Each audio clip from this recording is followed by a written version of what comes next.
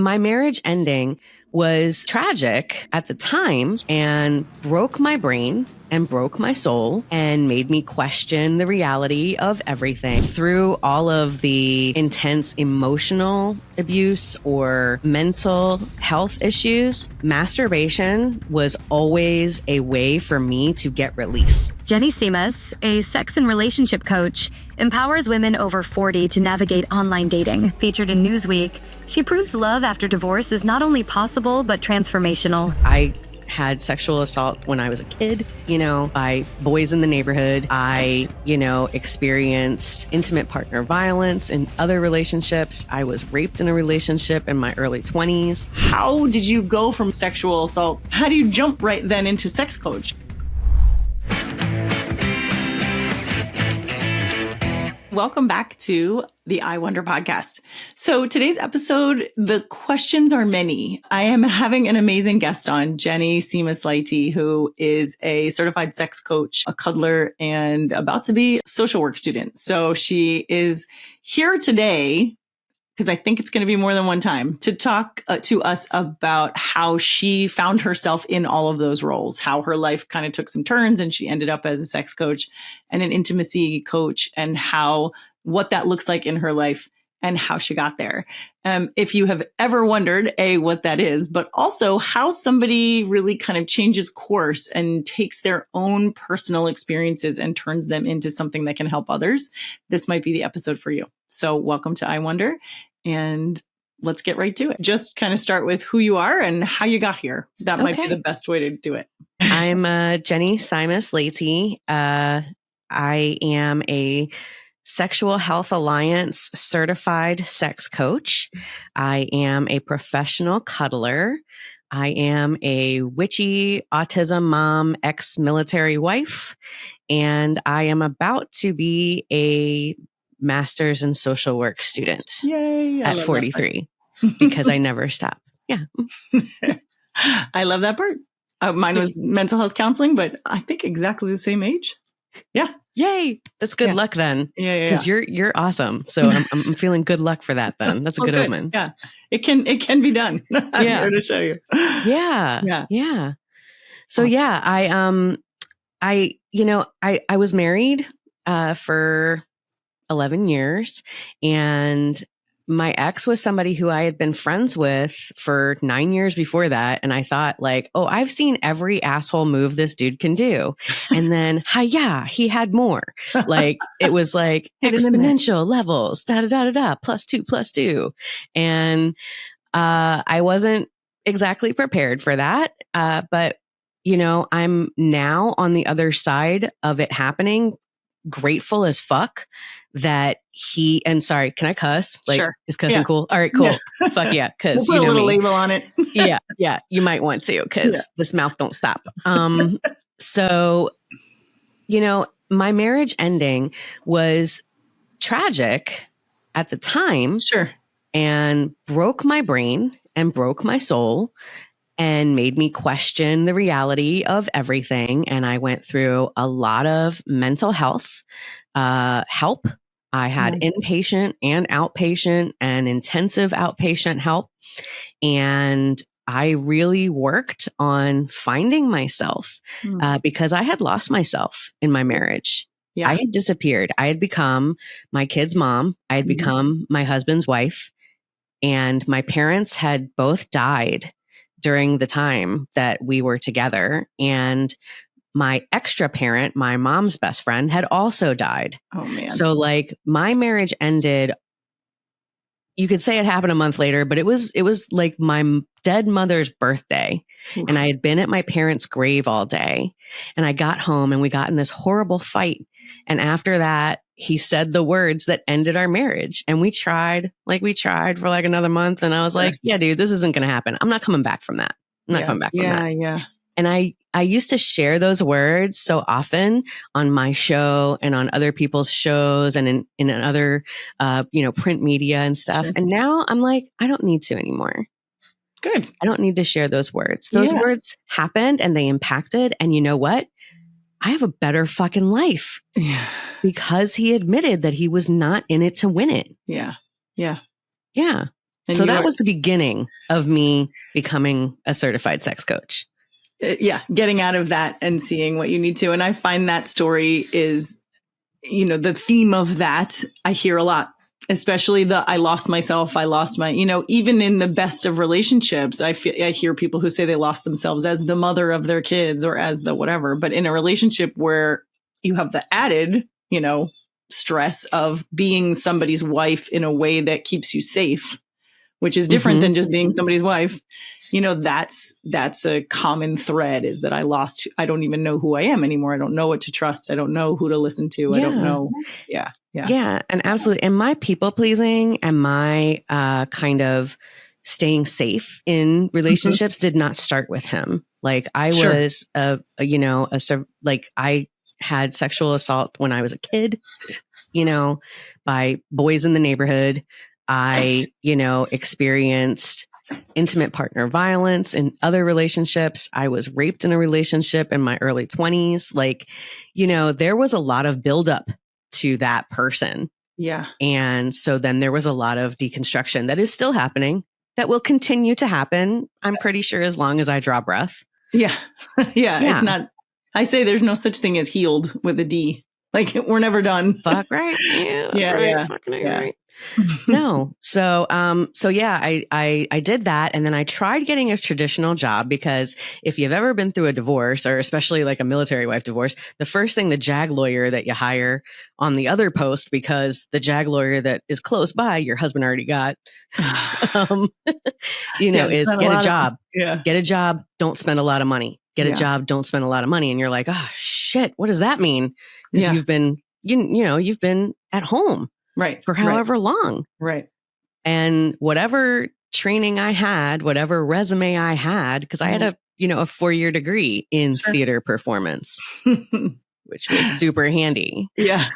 Yeah. I bet it was a great, fun time studying though. It was. And it was amazing when I got to work at like Venus Theater, the longest running women's theater in the nation, like that was amazing when I was fresh out of college. Yeah. Yeah. But with a kid with special needs, intensive special needs, that like it would cost $45 an hour to get somebody to watch him. Yeah. Yeah. I'm not going to make that. Right. And I can't commit 80 hours a week to working at a theater, because that is what that shit takes. Yeah. Yeah. So I tried going into the school systems, because I thought maybe that would like match up hours wise with my kids going to and getting out of school. Got burnout real quick doing autism all day for work for other people's kids, then coming home doing autism all night and weekend. Yeah. And my ex had already gotten stationed somewhere else. Like, don't get me wrong. Like, I hate the phrase, he's a good father, but he was just a bad husband. Like, because I feel like part of being a good father is being a good husband. Right. But you know what? Their mother, right? Yeah. Yeah. But we were shitty to each other. And I had a lot of anxiety that came out in such aggressive bursts that, I think he tried. I think he did try for a good while there. And then he was just like, girl, you are fucking crazy. I don't know what to do with you. Yeah. So we were not good people living together. Yeah. And he is a better fucking father now. Yeah. So I think that is like really prominent in my mind about this time and like what was going on. And even though he was out of state, he did want to see them, like as much as his military career would allow, as much as like travel and money, time would allow, Yeah. But it wasn't a whole lot. So then I was like, well, what the hell can I do where I can make my own schedule and get paid a good amount to work less hours? What can I do? And it was actually his cousin who was like, oh, you know what? You should be a certified sex coach. And I was like, what the fuck is that? Right. What are you talking about? Yeah. She was like, so it's not like being a sex therapist. It's like a sex coach, like life coaches, but you're like a sex coach. And so I started looking into it, and she was like, make sure you go somewhere reputable. Right. Don't like, pay $500 or like $200 and like take like an 8-hour course. And then, yay, you're a sex coach. Yeah. And just start calling yourself that. Yeah. Exactly. Yeah. So we actually kind of researched places together. I sent her the Sexual Health Alliance information. I got the syllabus, and we kind of went from there, and they are fucking awesome. Like they train people who are, licensed clinicians as well, who are going to get ASECT certified. Yeah, because we don't get that in our graduate program. Right. So they do that, and they train sex coaches, and they train sex consultants who are going to work like more with like companies and stuff. So, they're good. Yeah. And the program should take you, about 2 years tops. I finished my program in 11 months because I was like, I'm going to do this. And and then once I had my certification, set up my LLC, I had also gotten my Cuddlist training in that time because that had popped into my radar as something that I wanted to do. Do you want me to delve into that a little bit?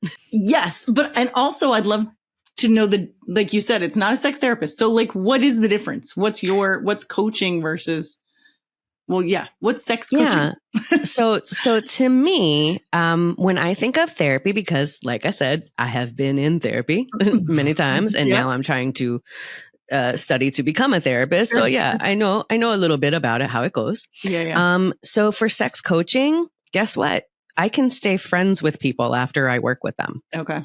That's a big difference. Yeah. That is a big difference. Yeah, I don't think that anyone who's a licensed clinician can do that ethically. Am I wrong? No, you're right. Yeah.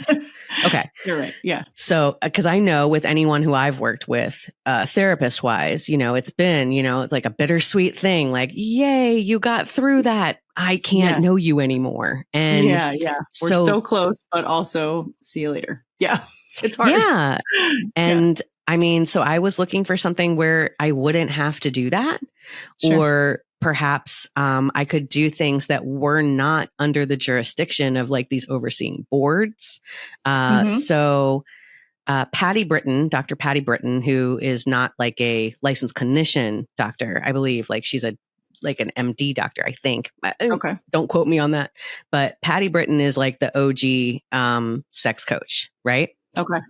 And she would do exercises like if a guy she was working with was having all of this trouble with ED, she would like take him into the woods and do rituals and reconnect him to the earth and make him understand that, he has to be grounded in all this nature and earth and manly feeling, and then see if he could get a spontaneous erection, right?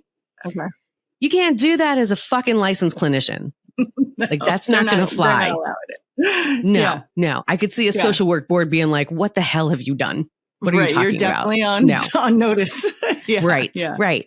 She would stand naked with women who were having all of this body image issues and show them like, "Okay, well, here, look, here's another body," because we don't get that. We don't have that. Like you might pass a woman in the gym bathroom maybe, but you're not going to be able to be like, look, here's how my vulva looks. And this is why you should not feel like your vulva is weird because it doesn't look like someone who was, cut to look that way to be in pornography, that kind of thing. Yeah. And there's yeah. Oh, we could talk about this all day. Might have to come back on sometime. Yeah, exactly. Because, as you do know, there's so much shame around just being sexual beings, especially in this country. So, but my question for this, as a trauma therapist, my question for you is like, how did you go from, you just talked about 3 or 4 different sexual assault or, negative sexual experiences.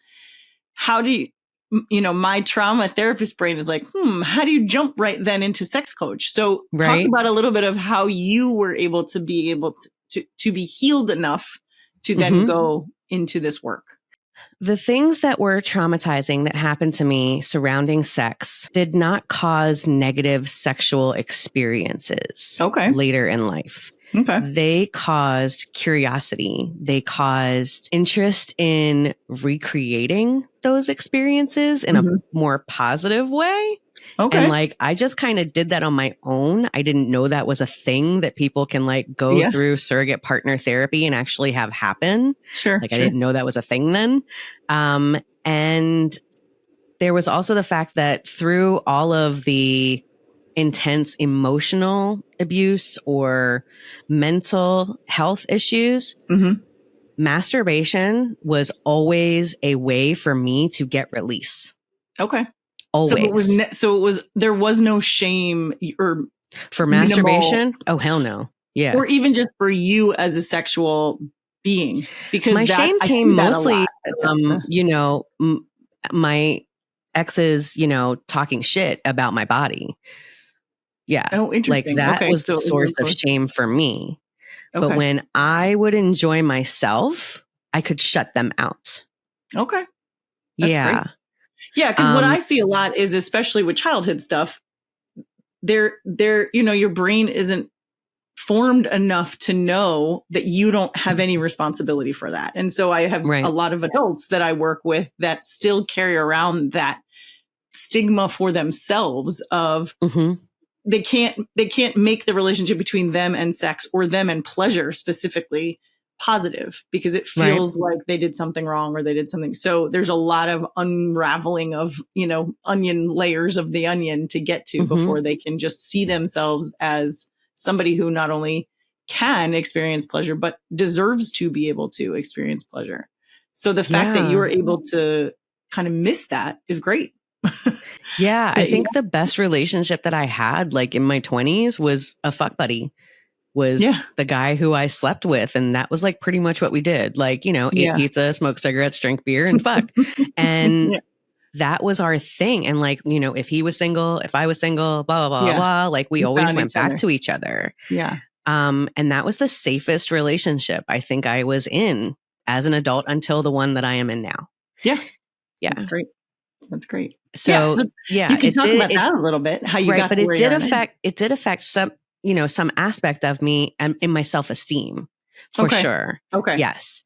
So you wouldn't name it as shame, but there was some. It wasn't sexually directed. It was relationship and emotional wellness and being able to talk about feelings related. Yeah. Okay. How about that? So would you say that for a while, then those two things were kind of separate from each other, the emotional and the feelings piece and sex? Were they not?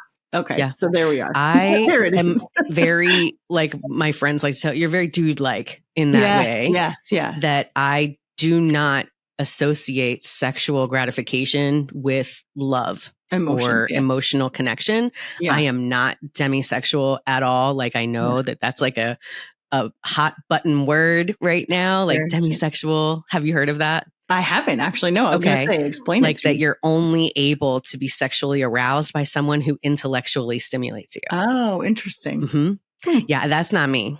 No. You're like, no, it's physical. If you look good, I will do it. Yes.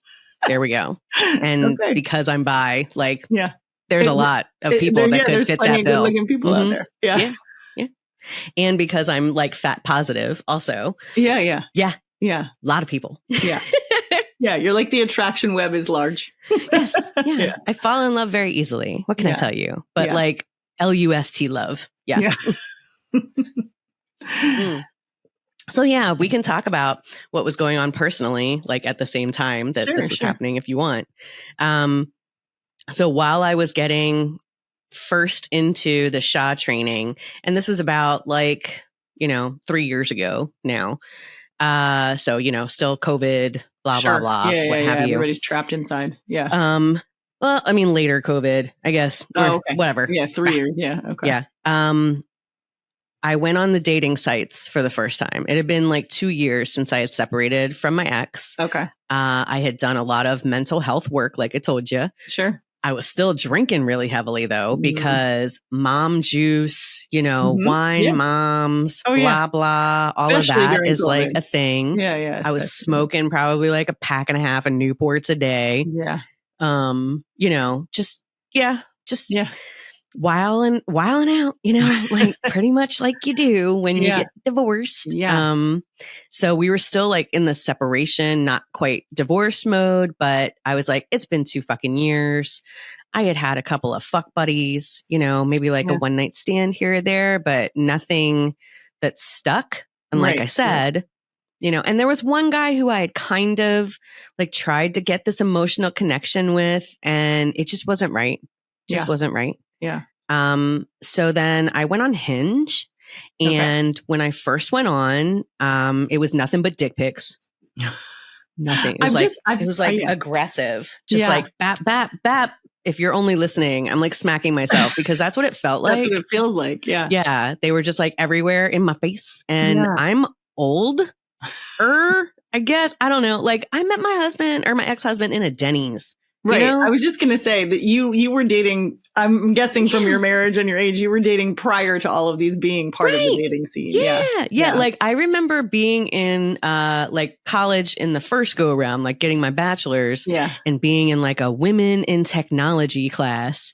And like one of the chicks in that class had signed up for Match.com for her like final project or something and like talked about it. But even then it was just people like typing. They were just like typing. I was going to say that was when it was on your computer. Yeah. You didn't just have it in your hand swiping. Just like typing. And then you're like, he started messing up a bunch of letters. So I think he was touching himself while he was doing it. And you're like, well, that's bound to happen. Cause you're trying to decode it all. Yeah. So, but this was aggressive. So I was like, all right, well, maybe I'll change my age range. So, cause I had it set at like 20 to 60 or something. Cause I was 39 at the time, 40, maybe. I think I had just turned 40. No, I had just turned 41. That's right. Cause I had done the redo of my 40th because my 40th was 2020. Got it. Okay. So you're like, I want another one of these parties. Right. I was like, nah, do over. So I jumped on and like I feel for anyone who is dating for the first time this way. Yeah. Because seriously, I went on a rampage, like blogging about it and everything. I was like, seriously, if you were in a bar, would you walk up to somebody and be like, hi, zip the thump, like smack your dick down on the bar? Like what? Yeah, I know. And that's what it is. Yeah. It's wild. Bananas. Yeah. And not big ones. So anyway, it got to the point that like my best friend is a dude. He was like, you know what you should do? He was like, you should start taking the pictures that they send you, take a screenshot. And then the next guy that sends you one, you should send him that and be like, do you like mine? And so I started doing that. And it was kind of funny for a while. Trolling people on the dating apps. Yeah. Sending them each other's dick pics. Yeah. It was fun. I met a couple of characters after I had reset things. This one guy who just couldn't stop making taco jokes. Another guy who was, I think, like 5-10 years older than me, like totally living with roommates and kept calling my tits your tatas. And I was like, why? That sounds like a 3-year-old in my head. Yeah. Why are you doing that? What is wrong with you? Yeah. And, and then there were a couple of younger guys and they were actually the most emotionally mature of any of them. Well, and they speak the language too. Like this is how they've dated. So they understand it a little more. It's almost like older, and it's women too. Older men and women sort of get their hands on these apps and they don't know how to behave. Whereas the people who were brought up with them have a different sensibility on them. I'm not on them, but I hear lots of stories from people. And well, I also think like some of these guys have gotten like any kind of lesson in consent. Yes. Or SEL, like, and that's not a thing that the guys in my generation or older did. No. Yeah. So anyway, then there was this one guy who he was posed on the top of a mountain going like that. And he looked like Bjorn Ironside on Vikings. Nice. You seen that? Yeah? I haven't, no, but I know what you're talking about. Yeah. Well, you should check it out because Bjorn Ironside is delicious. And I was like, but no, because he's standing on top of a mountain. And my ex used to yell at me a lot when we would be hiking. I have a drop foot. I'm 4'10". I'm fat.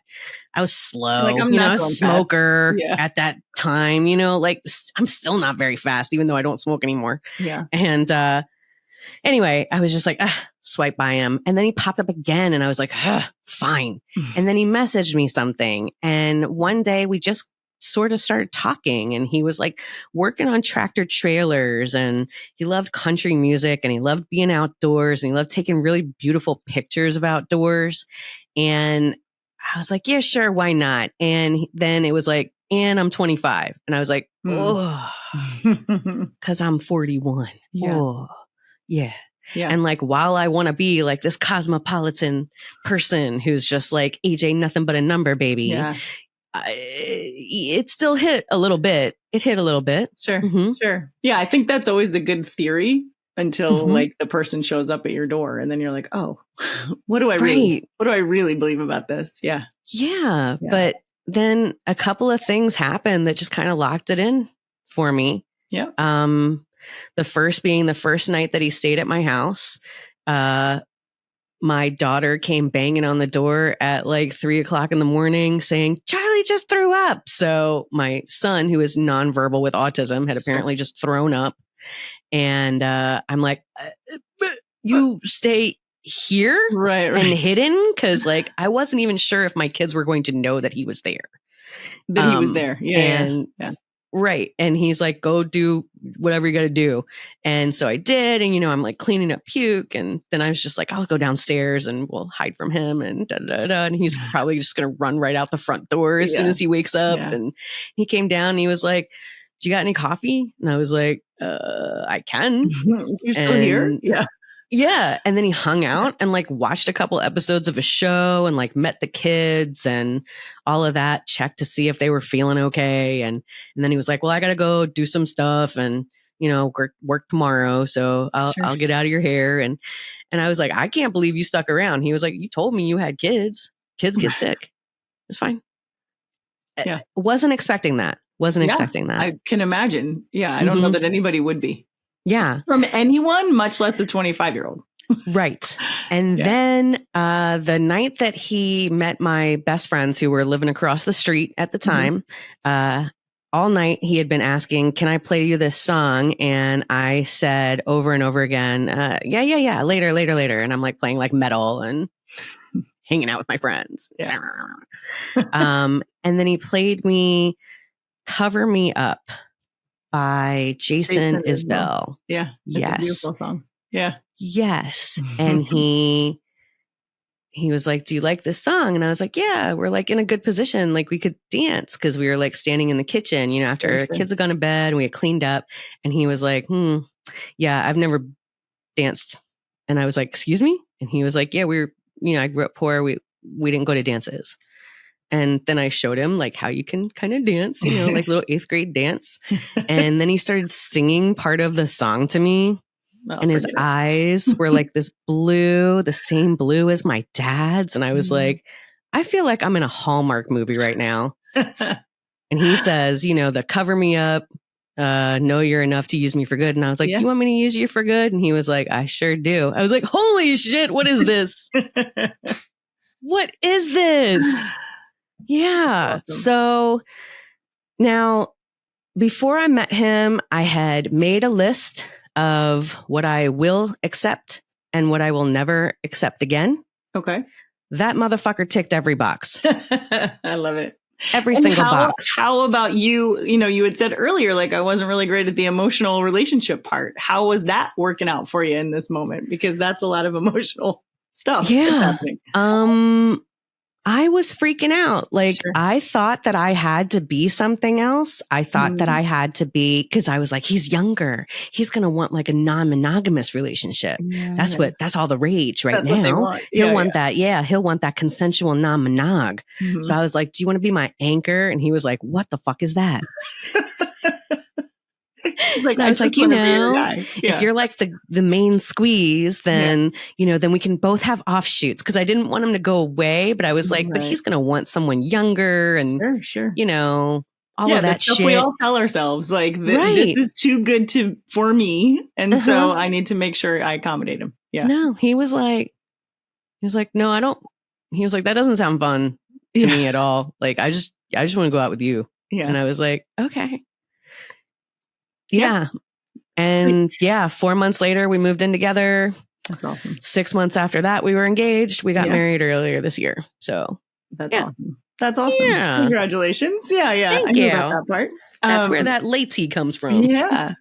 And how have you then, as you've gone through this in the 4 6 months, all of that stuff, come to accept that you are enough for him and exactly what you needed to be in the moment and you didn't need to be something else and all that? Was it a slow thing? Was it a like reconciliation kind of, or do you get there? It's still evolving. Okay. Sometimes I get down on myself. Sometimes I ask him, like, are you sure? Yeah. Like, you're not old. Right. Like, right. and don't get me, like, I keep saying you're not old, and I get it. I'm not old, like, for the world. Right. But 2 kids, though, makes you feel old. A kid with special needs makes you feel, I mean, I can't speak for you, but the bags are hard won, you know? Yeah, exactly. Like, the bags under the bags have bags on my eyes. Yeah. Like, and also, like, do you want to have kids of your own? Because Mama's Kitchen is going to be closing soon. Yeah. Good Lord willing, and the creek don't rise. Right. So, you know, things like that. And he's just like, no, we have our kids. Like, you know, we got our kids, we got our dog. It's cool, blah, blah, blah, blah.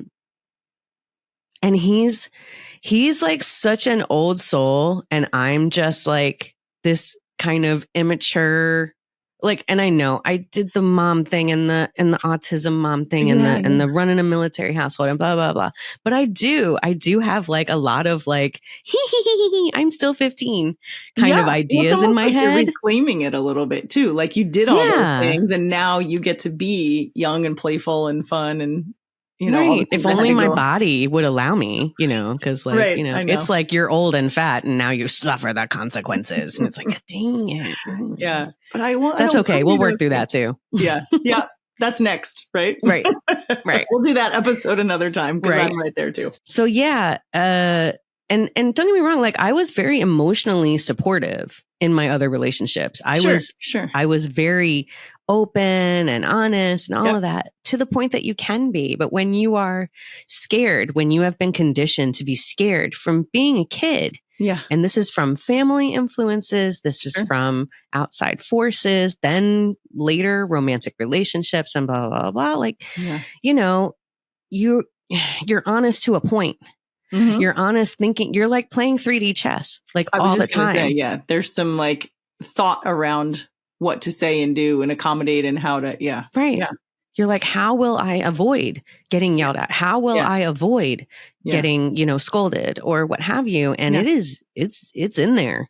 And I still feel like when you're asking how things are going now with Zach, it's like a lot of times I have to fight, not thinking that he is anything like these people before him. Yeah. Yeah. That's such a great point. And I was just going to say, because we talked a little bit before we started recording, just so everybody knows, about manifesting and how I don't really love that as a concept because it takes your work out of it. And so you didn't really I mean, somebody could tell your story and say, like, you manifested this guy, you made this list of all the things, but really that list came after a lot of work on yourself and then a lot of work on who you want to be and how you want to show up in the world.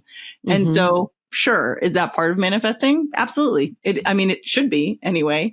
And you know, you could also flip it and say, you did all this work and then we're ready for him to walk through the door. And so in the same way, I think people think, oh, good, end of story. Like I manifested this wonderful relationship and now I'm in this wonderful relationship. So I'm healed and everything's going to be great. And I think, so you make a good point of like, there are some days where I'm like, what? You know, there was a whole summer, Christy. There was a reckoning. Like when my divorce was finalized, then that whole summer I was back on the couch.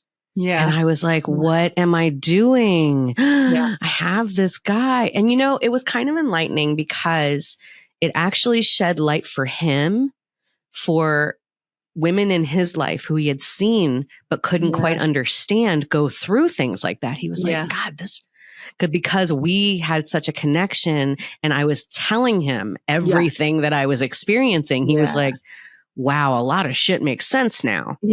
For other women I've seen go through this and damn, that sucks. You know, so that summer actually got me trying new things. One of them was cuddling. Okay. Getting my own cuddle session is what got me into doing the training. Doing it. Okay. And just being held and having that connection. Yeah. Because my mom had died. Yeah. My mom was gone. My grandma was gone. My older sister had moved to out of state. Yeah. My other sister lives 3 hours away and she's got her own fucking whole world that she's got to deal with because she's got kids and grandkids and great grandkids. I'm like, she's busy.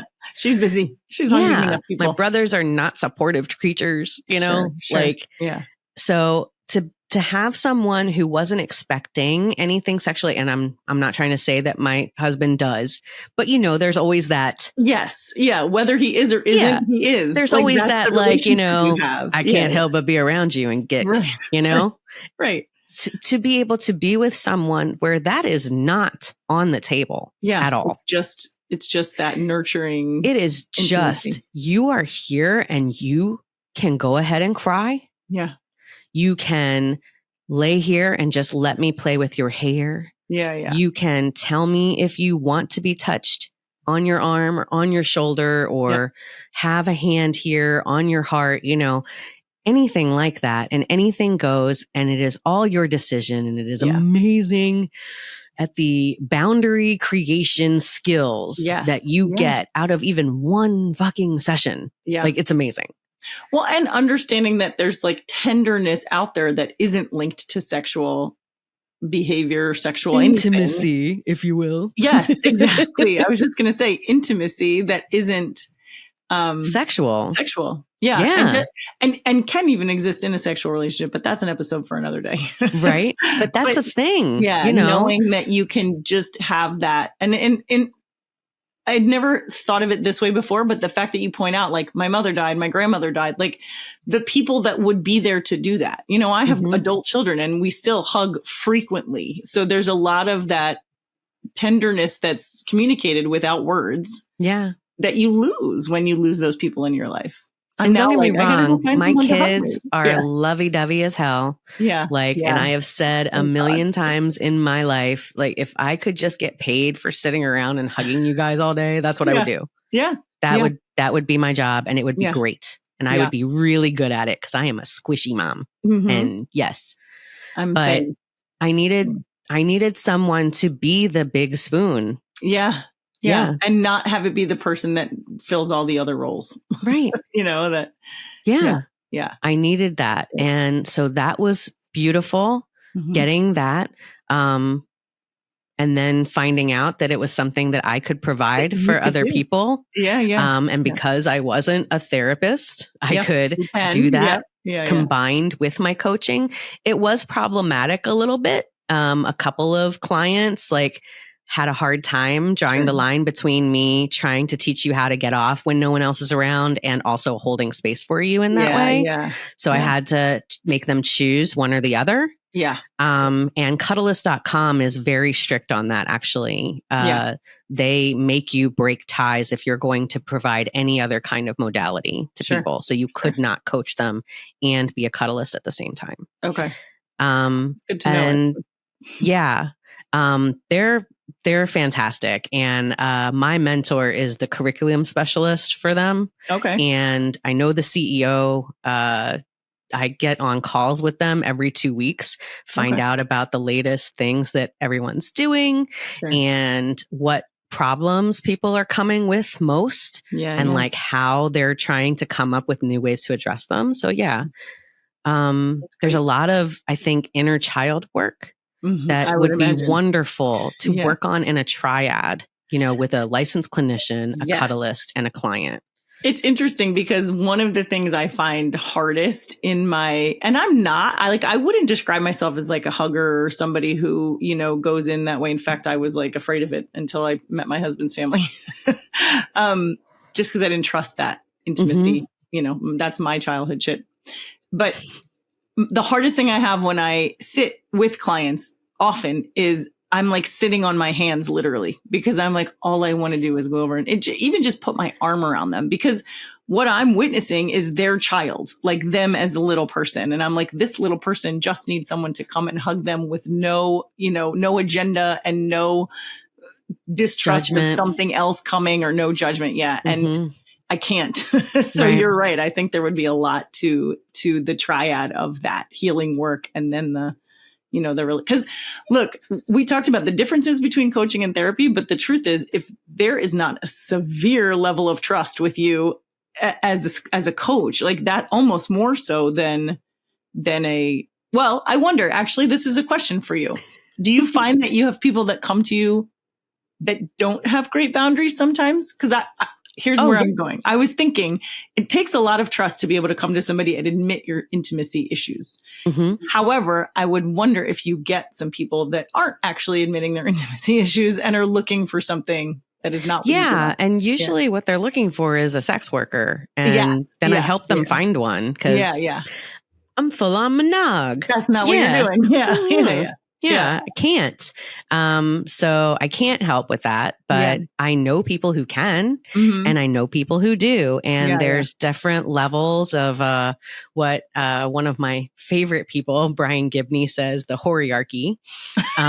So, you can go from doing completely platonic, like cuddling, even hand holding kind of work where you're kind of just building boundaries and things like that, to full service sex work. Okay. So in between, there are many different levels. Yeah. And I had training from she's a couples therapist who's also trained. Actually, I think she's trained in sex therapy. I was going to say sex coaching, but I think she's trained in sex therapy. But that's her, that's her jam. And she did our training and had a similar, like part of it is just being open to what there is out there. Again, there's levels of that onion, or layers of that onion to peel away and peel away and peel away to get to somebody's true understanding and openness to intimacy and sexuality and all of that. So the fact that you're able to hear them and judgment free say, here's what you need. It's not me, but it might be this, or, whatever else, is a great place for them too. So, and just to know that, this person would do way better with someone else. And to not be scared to admit that. Yes. I feel like that is lacking from a lot of therapists and a lot of coaches, to be quite honest. Yes. Like they're just going to take and say, yes, I can, when that person might be served better by a different modality. Like it's just what's up. Yeah. And it's not nefarious. Usually it's a lot of times people wishing they could be helpful in some way, or, I think sometimes it's about getting more clients, but I think for the most part, at least my experience has been, it's people who wish they could or want to or think they can. And you're right. Instead it takes, and some of that I think you're going to be served too by coming to this later in life. Like I think I always say, like, if I did this right out of graduate school, no, I would have quit. First of all, I would have quit, or I would have been called up to the board or something. Like if I had done this at like 23 to 26 or something, I'm pretty sure I would have just been drunk like the entire time. Like I would have been that person called up to a board for being like, are you talking to clients drunk? And I'd be like, well, do you hear the things they're saying? Oh my God. Like I can't handle this. I don't have my shored up boundaries. Fuck that. Yes. Yeah. No. I'm so glad that it's happening in this order. Yeah. Especially, once I got the SHA training, the Sexual Health Alliance training, then came the Cuddlist training. Then I did Like a Pro, and that's through the School of Consent. Okay. So that's all about the wheel of consent. I've actually got a wheel sitting here. Nice. I can hold it up if I used to use that when I used to speak in high schools about, I love it. Oh, that's so close. Ooh, yeah. Accept, allow, take, serve. Love it. Yeah.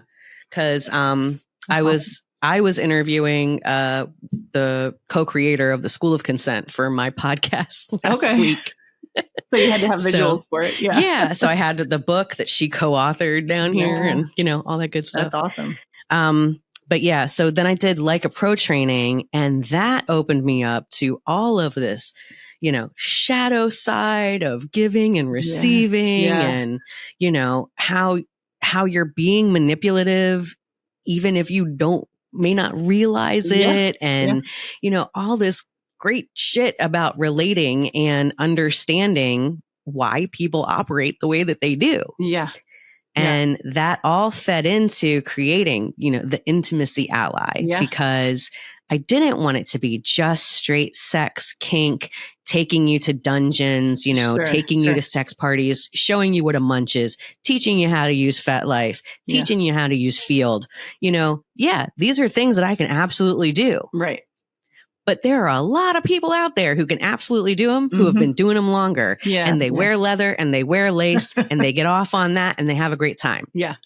Yeah. And that's not what me. You want it to be. Yeah. Yeah. Nah, I'd rather be in sweats and hang out with you and try and get you to understand how the emotional and your vision of how your life should be can turn the sexual and the intimacy parts of a relationship into something so much greater than they were. Yeah. Yeah. Yeah. So again, it's that intersection of intimacy and sex. They don't have to exist separately from each other, and they can be really great if they don't, when they intermingle. Yeah. Yeah. I love that. Yeah. And then part of the reason I was drawn to you in the very beginning was the name of your company. I was like, I love that it's Intimacy Alley. Like, she's a sex coach, but I love that intimacy is part of the equation, because I think that can be, well, first of all, for I think any of those first things you just mentioned, all of the different non-monogamy, consensual non-monogamy, any kind of kink work, any of that stuff. If you're not boundaried and you don't have intimacy, that's when it doesn't work. Mm-hmm. It works when you have true intimacy and a strong, solid relationship foundation. And then the other stuff is part of that. So the fact that you are openly saying, this is what this is the goal, is the intimacy piece. What that looks like might be, varied, but here's what we're going to talk about: intimacy and the social and emotional connection to all of these things. That's awesome, I think. And the vulnerability and the trust that is involved in those relationships. Yeah. Yeah. And needs to be in order for them to work correctly. Mm-hmm. Yeah. For everyone involved, I should say. Mm-hmm. Not correctly, but for everyone involved. Yeah. Yeah, awesome. Absolutely. So so for my final project at Shaw, I did what was it called? Crap. I think it was oh my God. Now, why is it escaping me? It's amazing how consuming these things are, and then they're just gone out of your head. Yeah. I get the same because thing. I used it in 3 classes that I taught. Dang it. Fantasy and Role Play 101. Okay. Because it was combining my theater experience and then learning about kink. Yeah. And one of the biggest responses that I got from people who went through this course was learning about aftercare. Oh, okay. Yeah. Yeah. Learning about aftercare and agreements. Yeah. They were like, wait, I can make an agreement with my partner about sex and what I want and what I don't want. Yeah. And I can change it. Yeah. And I was like, right. And I can change my mind. Yeah. Consent is not a blanket release that you will always be up for butt stuff. Yeah.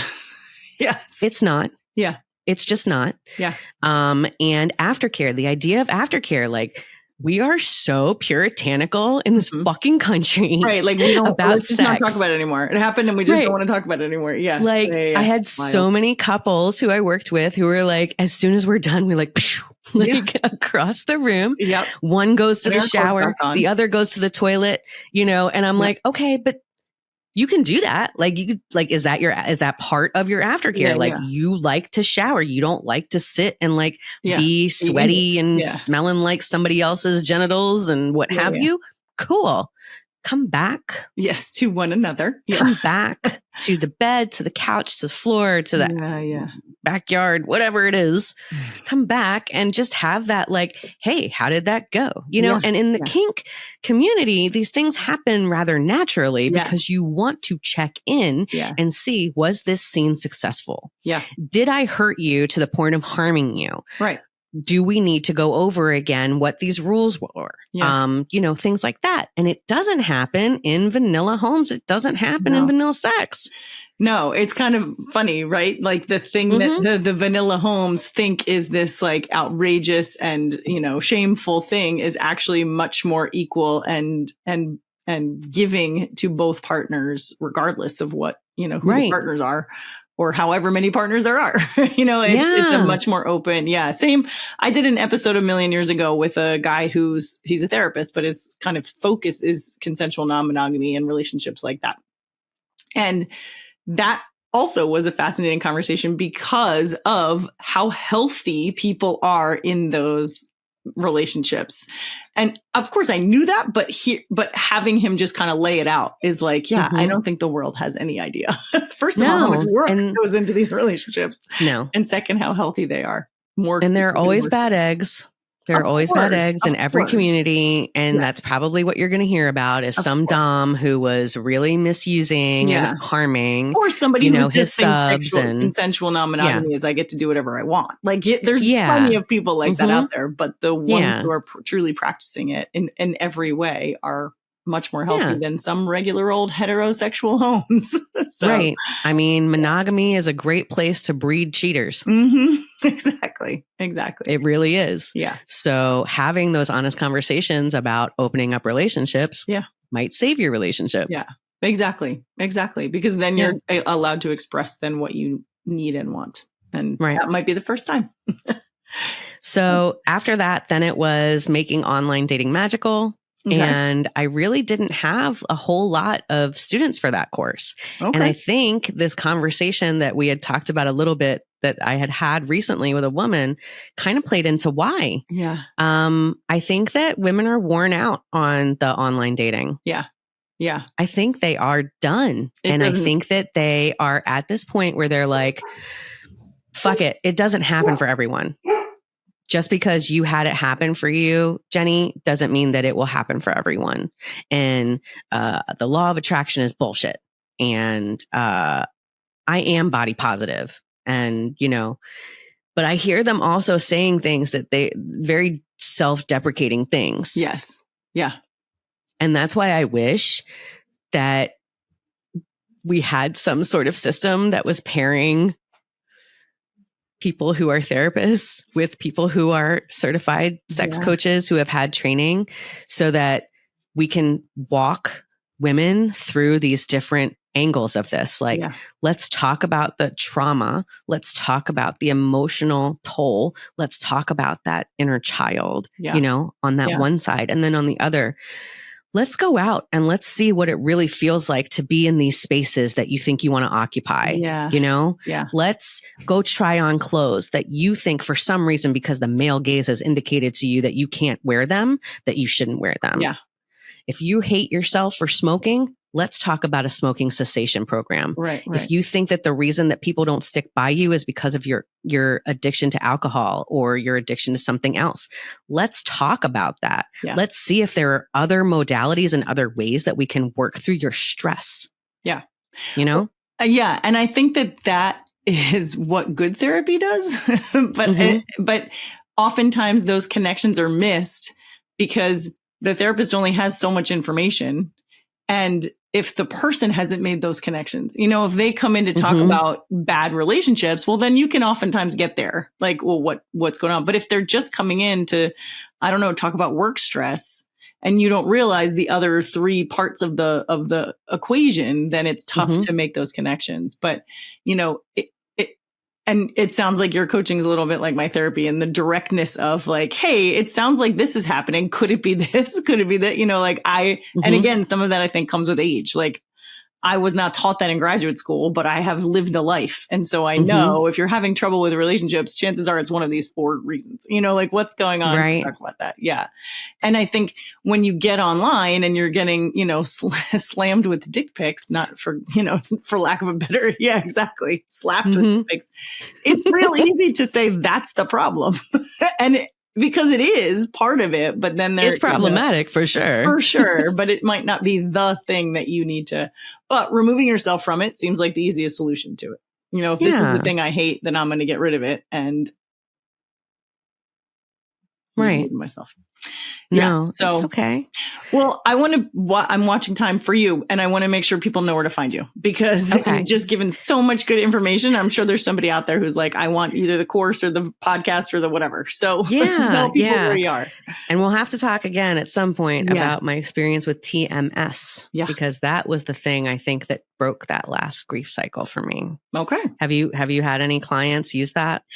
Yeah, a couple. So I am also trained as a ketamine assisted psychotherapist. So there's a lot of it in that realm too. Yeah. And I know there was like when I had young kids, there was a blogger who was pretty famous for talking about it. So you just tell what it is. Transcranial magnetic stimulation. Yeah. It basically is like on the side of your head. They find this point that makes your hand twitch, and then they hit that spot, and you do it 5 days a week for 6 weeks, and then 3 days a week for 2 weeks. Yeah. And it is supposed to help with depression, anxiety, and sometimes addiction. Yeah. And guess what? After 25 years on and off of smoking, I stopped smoking like a week after my treatment ended. Wow. Yeah. I've heard mostly good things about it. I've heard some not so great things about it too, but I've heard mostly good things. And I think some of the not great things are the practitioner, not necessarily. Yeah, I wonder. Yeah. Ours was really reputable. And I think that they really knew what they were doing. And also were like, hey, stay on your antidepressant, go to therapy. Please don't think that this is the only thing that you should be doing right now. Yeah. I was able to wean completely off the psych meds, and then I graduated from therapy. I'll probably be back. I'm sure I'll be back once I'm a therapist, because I think every good therapist should have a therapist. For sure. Yeah, I agree. But, but like right now, I don't go to therapy, and I used to go once a week, you know? Yeah. I mean, it happens. And then you're right. Sometimes people come back because something new has crept up, or something's back again, or something. Right. So you go through a freaking life change. Yeah, we can talk about that too. Yeah. Because I've got all these notes and we only hit half of them. But anyway, I know. We need like 6 hours. I know. And you have to come back on mine too. Because Christy is going to be on mine eventually. Yeah. Like I have all these in reserve. Anyway, let me talk about how you can find me. I'm the Intimacy Ally, like at the Intimacy Ally on all socials. You can go to www.theintimacyally.com if you want to learn more, if you want to see where I've been quoted or written pieces for like Newsweek and things like that about sex and sexuality. I'm in Cosmopolitan at least once, so that was cool. That is cool. It's like the sex Bible. Yeah. And I actually talked about being the B in LGBTQ. Okay. So nice. Yeah. It was fun. And I have a podcast called Story Time with the Intimacy Ally. If you are digging the story that I told today, please come and follow it on Spotify, because that would be great. Spotify. And let's see. I think that's it for where you can find me right now. Yeah. Perfect. Yeah. And you have such great guests on the podcast too. It's fun. Oh my God. Yeah. Oh my God. It's been so fun, and it's just going to keep being awesome. Yeah. Yeah. I know a lot of cool people, you included. Yeah. Oh, well, thanks. All right. Well, thank you for coming. I know you probably got to go get kids off buses or something, right? Is it that time? It's happening. Yep. Yeah. Yep. Well, thank you. And again, sorry for the delay. I was, as I said, writing a strongly worded you're good. You're good. Which I'm sure you also get, having a special needs kid. All right. Yeah. Take care. And we'll talk soon. All right. Thank you. You too. Bye, all Jen. right. Bye.